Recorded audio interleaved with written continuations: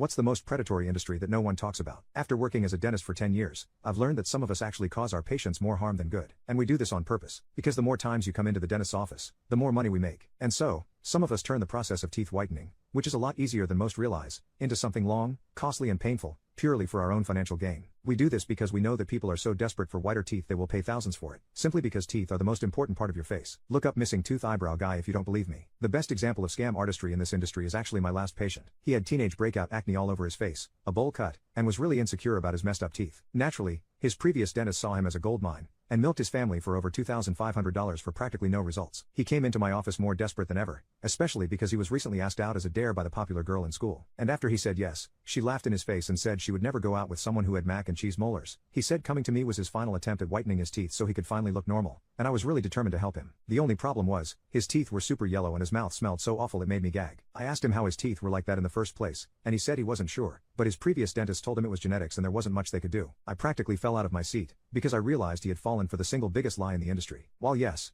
genetics can affect how yellow your teeth are, turning them pearly white is still incredibly easy despite it. After I told him this, he looked like someone just shattered his entire perception of reality. He asked me how he could get white teeth naturally despite his bad genetics, and my answer to him was the one that dentists avoid giving at all costs. When he heard it, he did a double take and fully refused to believe me, but after I broke it down scientifically he was sold. You see, all I told him was that he needed to brush his teeth with toothpaste that don't have harsh chemicals in them. Brands like Sensodyne and Colgate, which everybody uses for some reason, have parabens and hydrated silica. Parabens disrupt hormone function by mimicking the hormone estrogen, which may lead to breast cancer and reproductive issues. As for hydrated silica, it damages tooth enamel, and using it to brush your teeth is like using sand to clean glass. So instead of cleaning your teeth, you're actually causing severe damage to not only your teeth, but your reproductive organs too. Just changing to a natural toothpaste with better ingredients would be more effective for him since the standard brands weren't working. Lately, I've only been giving my patients ORL toothpaste because it has xylitol, which reduces the risk of tooth decay by eliminating the bacteria that causes the decay, and avoids all harsh chemicals, including parabens and hydrated silica. It also has the best taste, which makes it easier for my patients not to go back to their usual sweet toothpaste. But honestly, any toothpaste without harsh chemicals works. You just have to do the research first to make sure it's actually safe for you. My patient tried arguing with me when he saw that the toothpaste costs almost $30, saying that I was trying to scam him too. But I told him that unlike the overpriced procedures my coworkers push, this actually serves a purpose. Besides, teeth are the one thing you can never take off, so investing into them is worth it. When I explained it to him that way, he accepted the ORL toothpaste, and I scheduled him for a 4-week checkup since that would be enough time for the toothpaste to show results. 4 weeks later, he came into my office beaming from ear to ear. He immediately started ranting about his life again,